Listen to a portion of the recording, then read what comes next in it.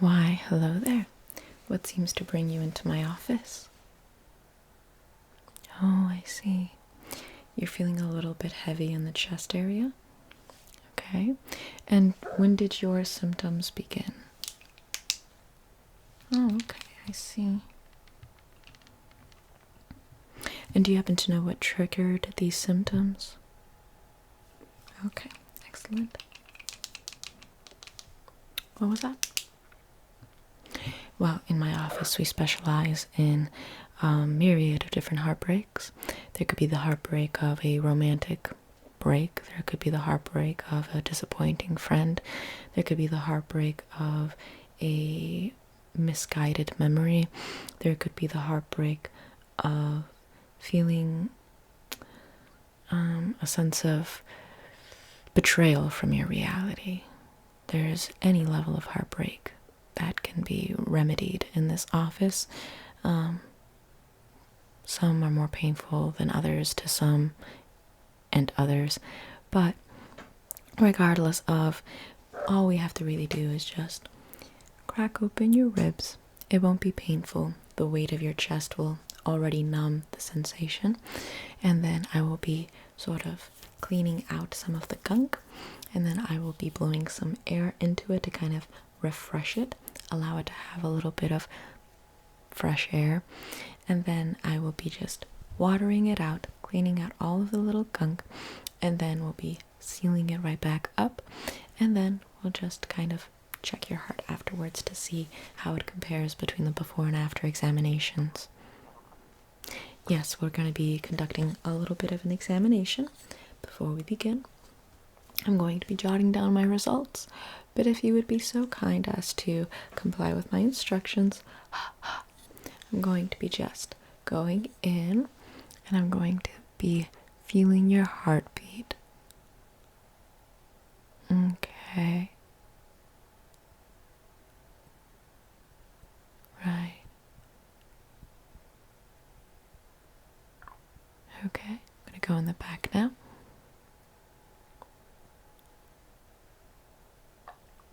Okay. Right. Now, if you wouldn't mind just taking a deep breath in for me, please.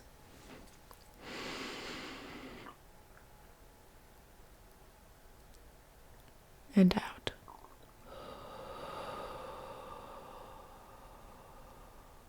And in for me, please.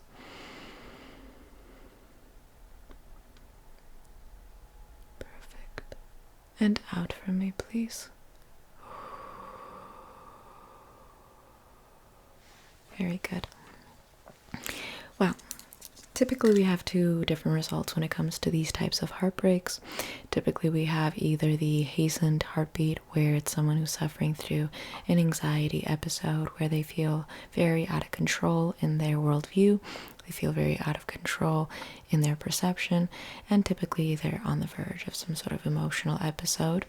Otherwise, we do have the opposite effect, where it's someone with a very slowed heartbeat. This is typically someone who's on the verge of a depressive episode.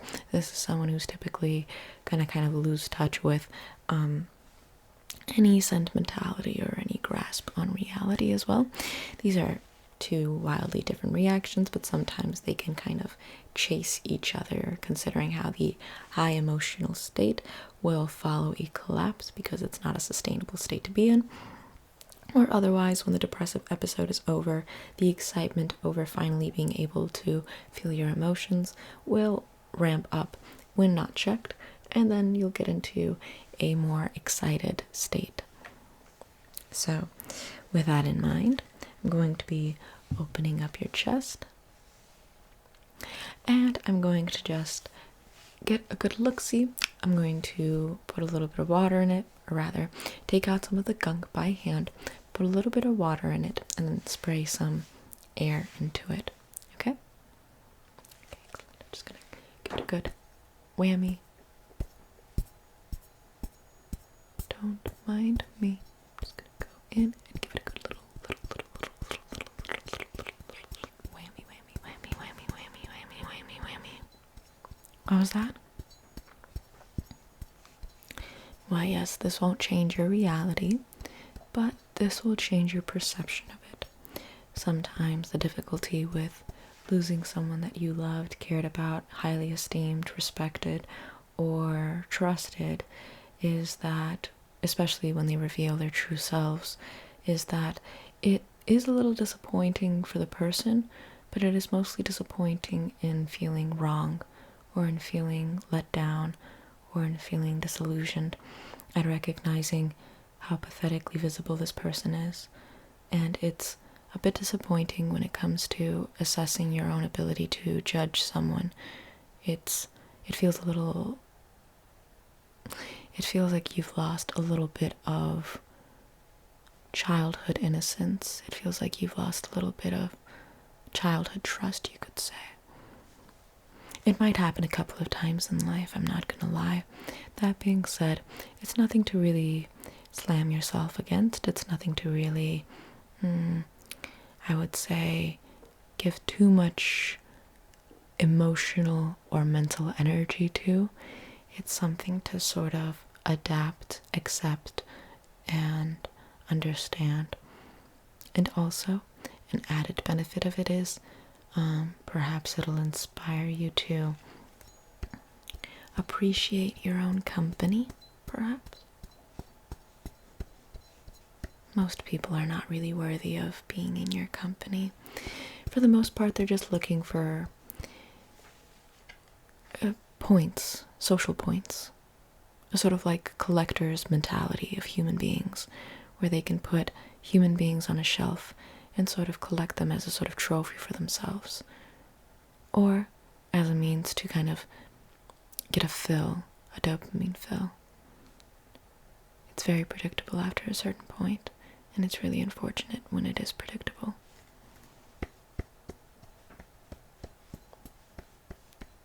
Oh. There we go. Alright, I'm gonna go and flash my little light into your chest. I just want to see what kind of work I need to do. I'm once again just gonna be removing some of that gunk, and then after I remove the gunk, I'm gonna put a little bit of liquid around it just to kind of water it out, clean it out, and then I'm gonna be spraying some air on it. So it's gonna be a little bit like an indoor rib car wash for your insides. Okay? Alright, let me just see what I can find in there. Let me see what I can see in there. Yep. Okay. Okay. Yep. Alright. Yep. Okay. Righto. Okay. And it doesn't seem... There is heaviness in there, not gonna lie. There's a bit of chunkiness that we get to work with, but it's nothing, it's nothing beyond this world. So I'm just gonna go in. I'm gonna start removing some of this gunk from your chest. Don't mind me. I'm just going to be getting a little bit of this. Have you ever had this procedure done before? No? Okay. Well, in that case, this seems to be a pileup from what I would imagine to be several years. So I'm just going to get all of this sorted out for you, and then you'll be all anew.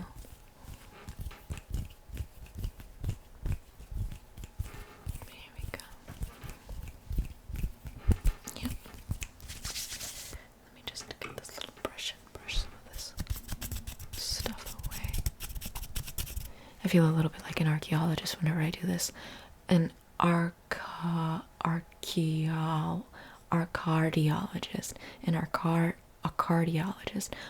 cardiologist. I'm gonna name my child that. Let me just clean a little bit of this out. Clean a little bit of this out. Excuse me, I gave you a little bit of a smack on your little chin. Now, let's continue removing some of these gunky parts. Some of these gunky parts. Okay. It seems like this has been sort of like a repeated little instance with you. Excuse me. Does this happen to be a little repeated instance with you? Excuse me. It does. You've been through this 3 times. Alright. I'm going to go in and just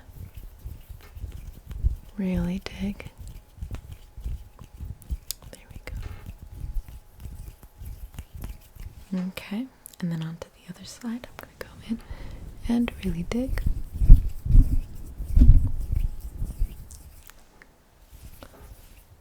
Okay.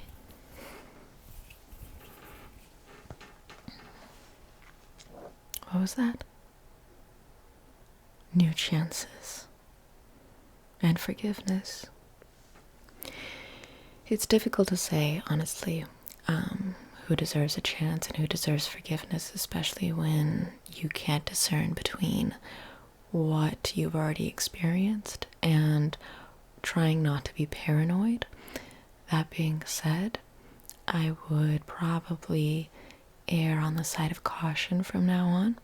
I wouldn't necessarily succumb to anxiety or fear, but if something feels like a wolf, maybe it is a wolf, and maybe your memory of the wolf can turn it into a puppy, which it never was. Sometimes your own good nature can turn the nature of others good, but maybe we avoid those types. Let me just see if I can find a little bit of motion over here. Have you tried going to a completely different environment? Yeah, a completely different environment. There tends to be perhaps a pattern, a set trait list that might be triggering these little gunks and twines and all of this little bubbling up. Perhaps reflecting on yourself and seeing what about yourself is either attracted to or attracts whatever is causing this can help you to remedy the situation and prevent it from happening again. Perhaps a different form of gunkiness could then begin, but perhaps it would be a better form of gunkiness, a lighter form of gunkiness, or an absence of gunkiness. Yeah. So, I'm once again going to go in, and I'm just going to check over here, and I'm going to get some of this out. There's only a little bit left. Okay.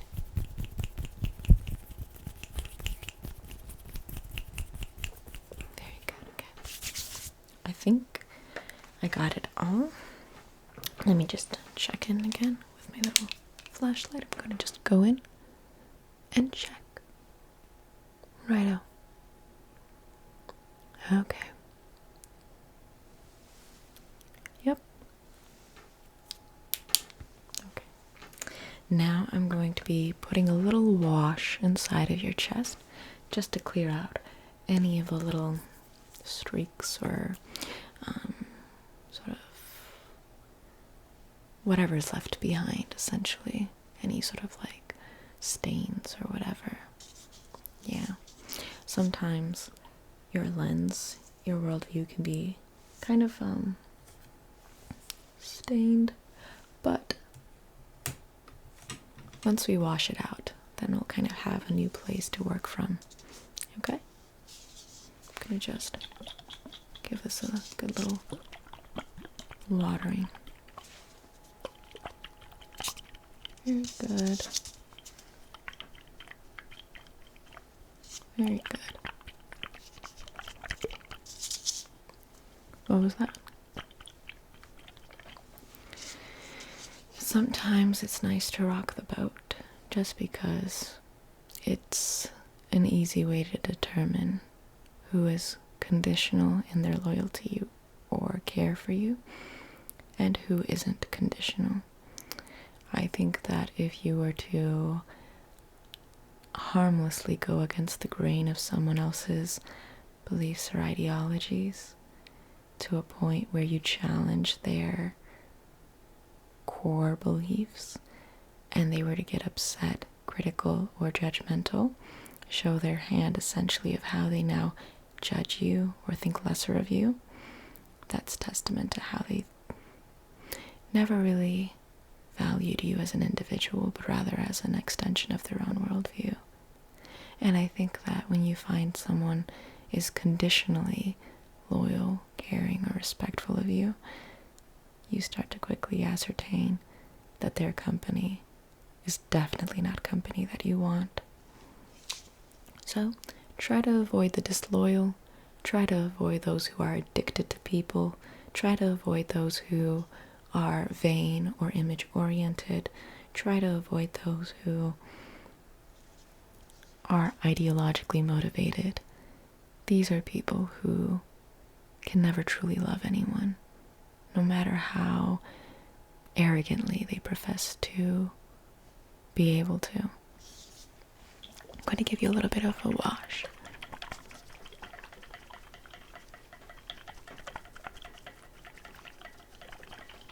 Just to clean it out.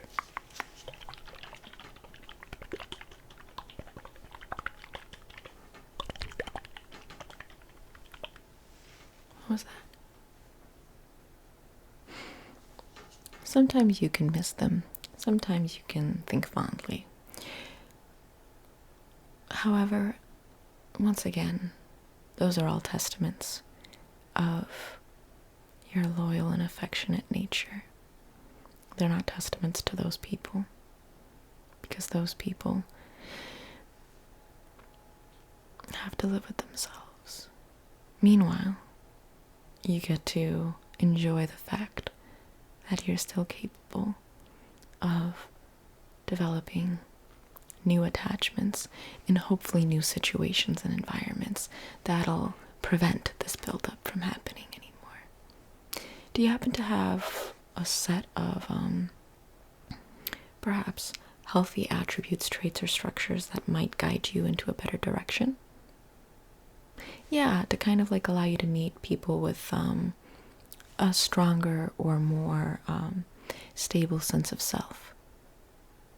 I think those are the type of people that you might want to engage with from now on, or perhaps practice kind of reflecting on yourself, building yourself up so that way you can meet them at that level. Perhaps a goal to reflect on, a mental goal to give your chest a break. So, give your chest a break, because I just broke your chest. I'll fix it, don't worry. I'm going to give your chest a little bit of a wash. Okay, now let me just give it a little bit of an ear spray.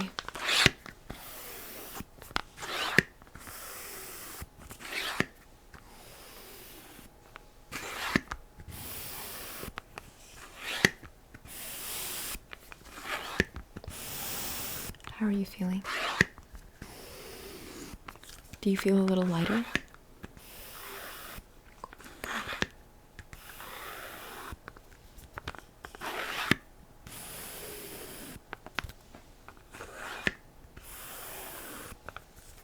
Just get this out.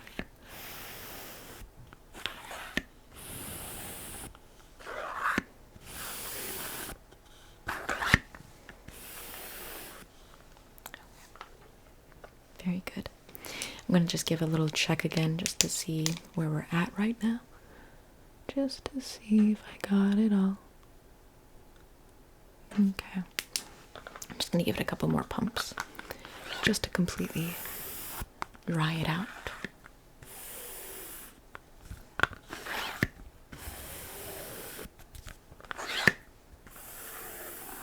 Okay. Let me check again.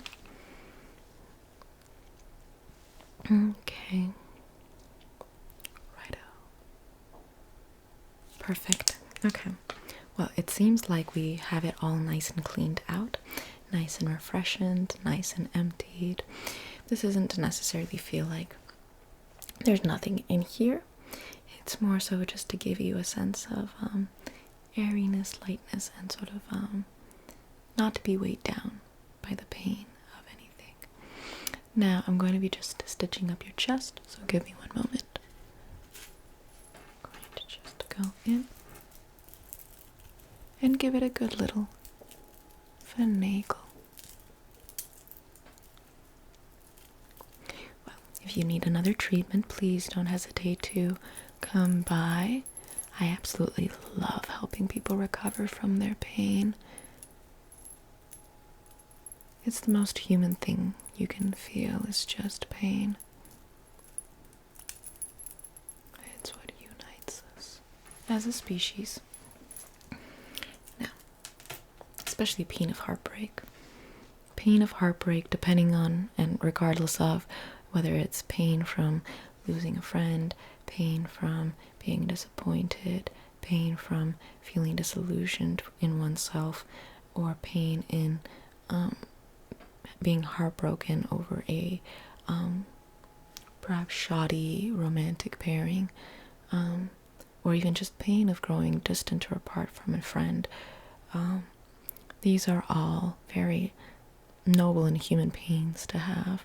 These are all testimonies to how human you are, and honestly what a good person you are, because there's a lot of people who don't feel this type of pain anymore. They feel a different type of emotion that is kind of difficult to pin down, but the fact that you can still feel it is testimony to how your recovery won't, in comparison to that, take that long.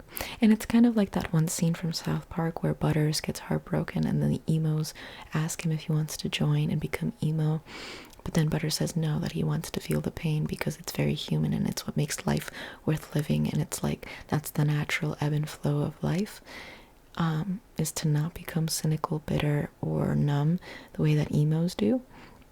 Likewise, we'll work together to just reframe, reshift, and clean out your chest the next time that you feel pain, and then you can start again. Okay? I would highly recommend choosing a different situation or environment to find people, though. Highly recommended. Okay? Well, in that case, you're all settled. And once again, if you need my service again, don't hesitate to visit.